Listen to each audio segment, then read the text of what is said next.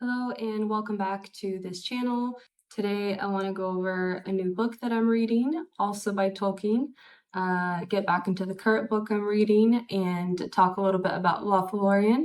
And also I wanted to talk a little bit about the news that everyone just got about a brand new movie in the Lord of the Rings world that has just been announced that will also be in production. So with that, let's get started.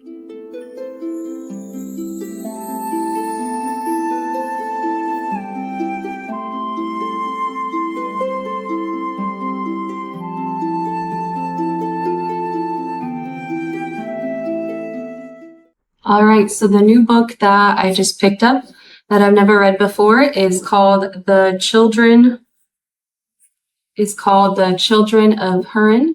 And this book was actually part of the Silmarillion, but this is like the longer, more expanded version of it.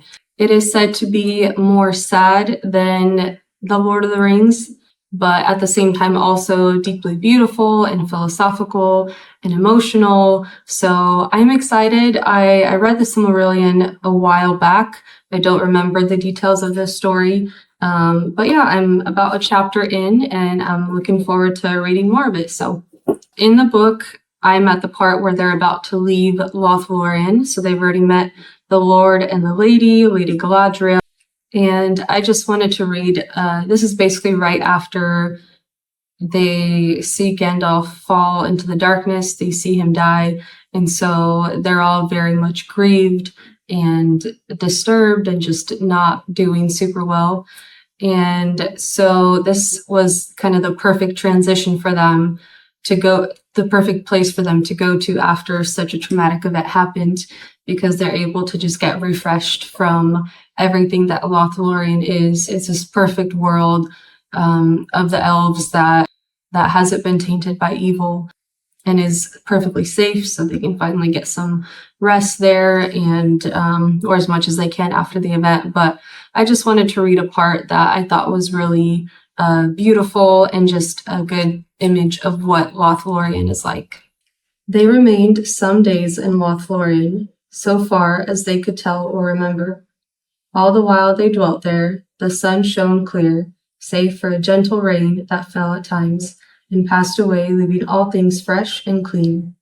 The air was cool and soft, as if it were early spring, yet they felt about them the deep and thoughtful quiet of winter.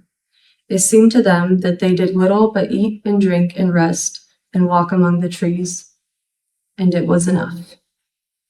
So that's just one paragraph that talks about, kind of summarizes what their experience was there. And again, it's the time for them to get refreshed.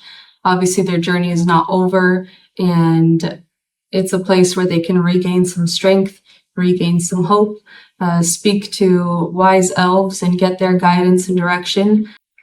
So yeah, I just wanted to read that portion. Since last week, that's kind of where they've been and what they've been doing as I've been slowly reading the book. And I just wanted to share some of what Lothlórien really felt like for those who go there, no matter how despaired or sad they were able to find some rest and hope there. And then the last thing I wanted to mention in this video, obviously I talk mostly about the books, not so much about the movies, but I did see an interesting piece of news today regarding the whole world of Middle Earth, and that is that a new movie is now in production, or at least in its beginning stages.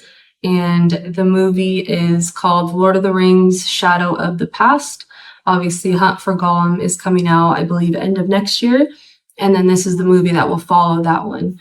So there's a lot of mixed feelings about it, as I've seen online so far. Apparently, Stephen Colbert and his son are co-writing this movie. I don't really have an opinion on Stephen Colbert. I haven't watched much of his stuff. I don't know too much about him.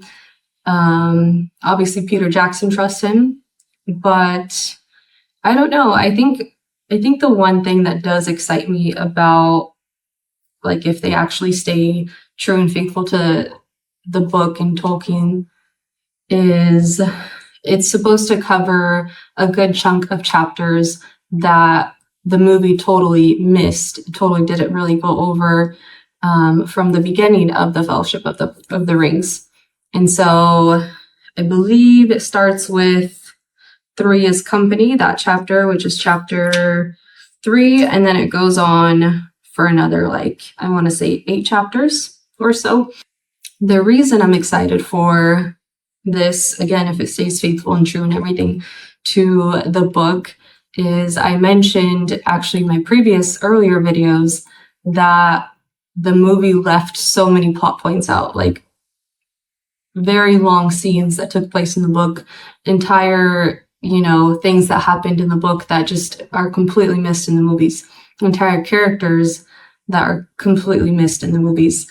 Tom Bombadil being one of those, who, as I mentioned, is one of my favorite characters. There's also more scenes with the elves that the movie skipped over and such. And so, again, if they actually bring it to life faithfully to the books, I would love to see Tom Bombadil come to life. I think it's definitely a difficult task. And again, I don't know much about who's involved. Obviously, we've seen Peter Jackson's movies, and he definitely has talent. So I don't know, we'll see, but just wanted to mention that in this video since we just read through those chapters and I just discussed some of the events that happen in the very chapters that they're planning to base the movie on. Another thing, though, is they mentioned that it was going to take place like 14 years after the end of The Lord of the Rings. So I don't know if they'll do like flashbacks, because I guess the other 3 hobbits, aside from Frodo, are planning to like retrace their steps. So I don't know if they're just going to do like flashbacks of what actually happened, maybe in the parts that the movie missed. I don't know. It's all speculation at this point, but we'll see. I'll keep an eye out. I will keep hope that we'll get a beautiful depiction of Tom Bombadil and more scenes with the elves and all that. That would be amazing. My favorite scenes in the movies are with the elves and cozy scenes in the Shire. So or some of my favorite scenes at least. So again, we'll see. Something to keep an eye out for. And for Gollum, I also don't know what to expect.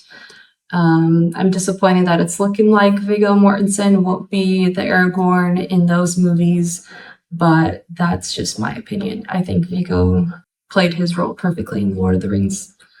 But anyways, that's all that I wanted to talk about in this video. If there's anything else you want me to go over that's related to what I'm discussing or related to this channel, please let me know in the comments. Otherwise, I will see you guys next time.